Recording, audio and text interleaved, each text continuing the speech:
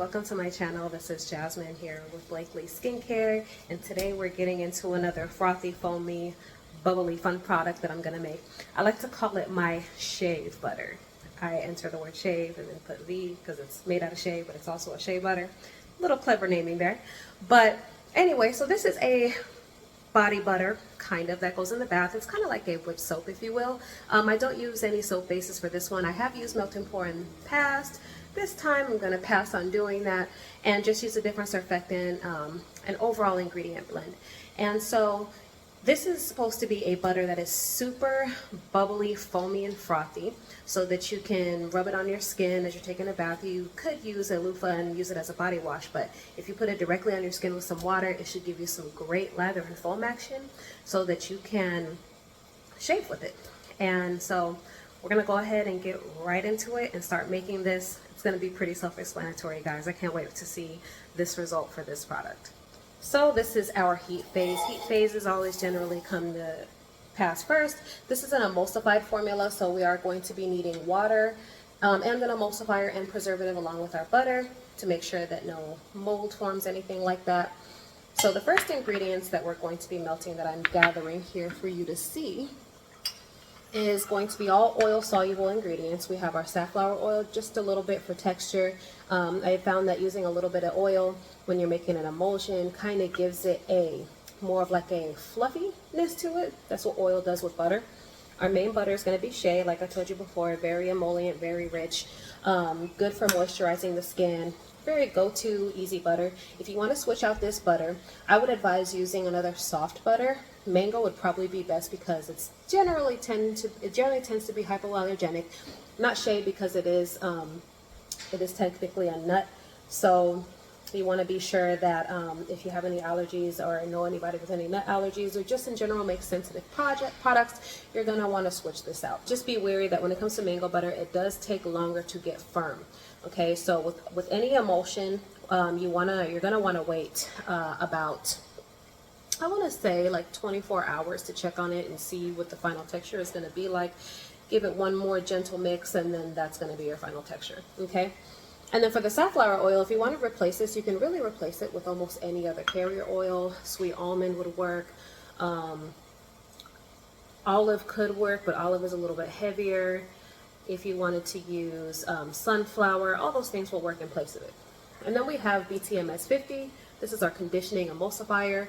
I like to use BTMS 50 because it's easy to incorporate. Some people say that it smells fishy.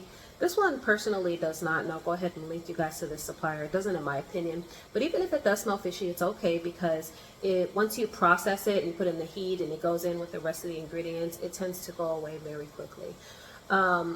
But this is a good emulsifier. It's a oil and water emulsifier, which means you're going to want to have predominantly water when you do these products. Usually when it's the other way around, you can use a different emulsifier, but this one has a gentle type of softening feel on the end of the product, but it does its job as the emulsifier. Okay, so function is very important here. If you are going to use another emulsifier, make sure that it is another wax emulsifier. You can use BTMS 25 as well. A conditioning emulsifier would work just well, and make sure that you use at the manufacturer's recommended rate because depending on what type of emulsifier it is, it may not go in so smoothly. And don't fret about changing percentages. If you do have to change them, it's okay. What I would do is just write down each of the ones that you use, and then you just have a new formula of your own that you've tweaked. It's not the biggest deal. It's not going to fall apart or be unstable. For the most part, the percentages are there just so that you know exactly how much of what to put in very precisely, and they can account for certain things like preservatives, emulsifiers, to make sure that the function is correctly as it's supposed to be.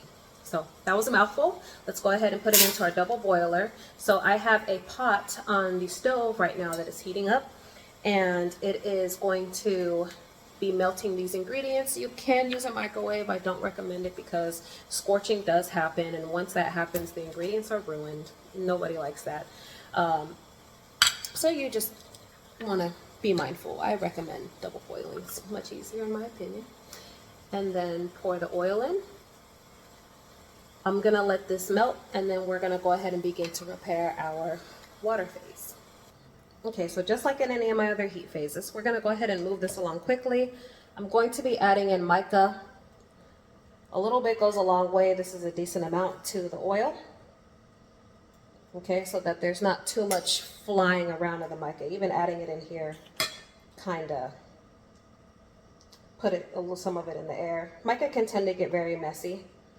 I'm just gonna mix it around while this is still very warm until I see no lumps or clumps. And then I'm going to be putting this into our water.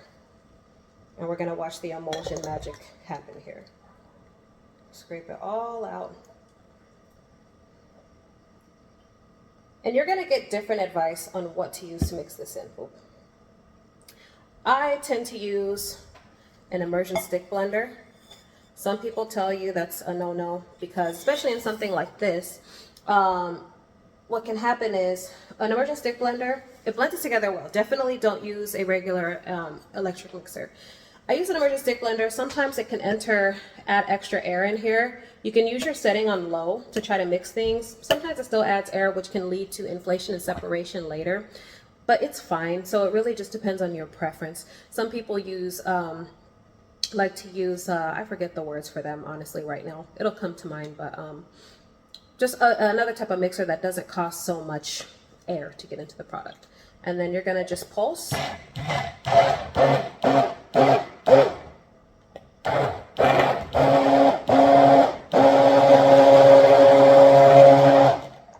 And mix together.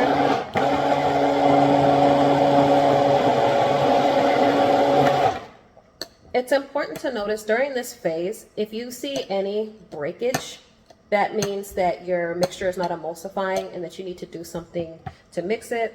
And this, the color is nice and smooth and even. It is going to begin to thicken. It's super runny in the beginning, but it's going to begin to thicken.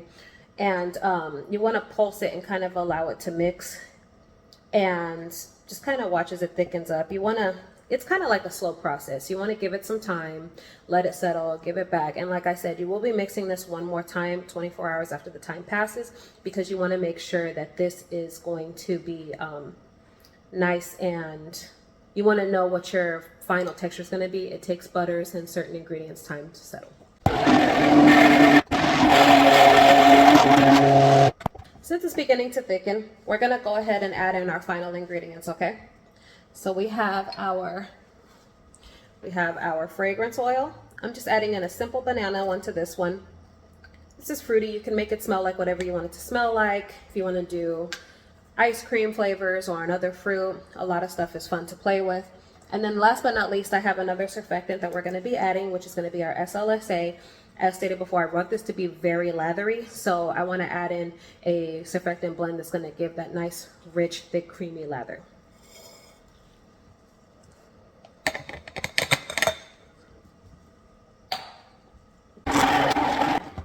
And now we're just going to set it aside. I will come back and mix it one more time, but I'm going to let things settle a little bit so you can see what it looks like when it thickens.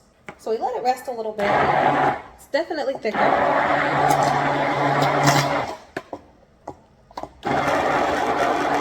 And it should thicken up just a little bit more. Let's not forget to add our preservative. Germall Plus is my go-to.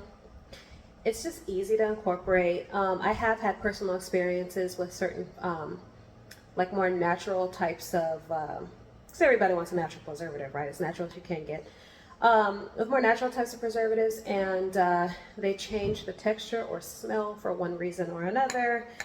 It's just a fuss. Germall Plus, you only get to use a little bit, and it goes a long way. So it's just my personal trusted go-to. I do advise, if you are going to use a different preservative, make sure that you are checking the pHs of all the ingredients and make sure that everything is compatible so that you don't have any awful experiences like I did with different smells. It's generally the pH of the product, which can be easily adjusted with citric acid or even baking soda, lactic acid, other things like that. Just make sure you check, okay? I advise Germall. It's easy. It's much less of a headache. You know, with these products, we can't always be 100% natural with everything. So I compromise when it best suits the formula for my level of formulating. So this is more beginner friendly, but you are free to incorporate whichever one you want at the manufacturer's recommended usage recommendation. So that is it for today. I am gonna let this rest. I'm gonna cover it and set it aside, and then you'll get to see the final texture during the piping video that I have for the introductory. I'll do a version for this one too so everybody can see. But in the meantime, I hope everybody has a great night. I hope you enjoy this formula, and let me know how it goes and how you like it. Bye.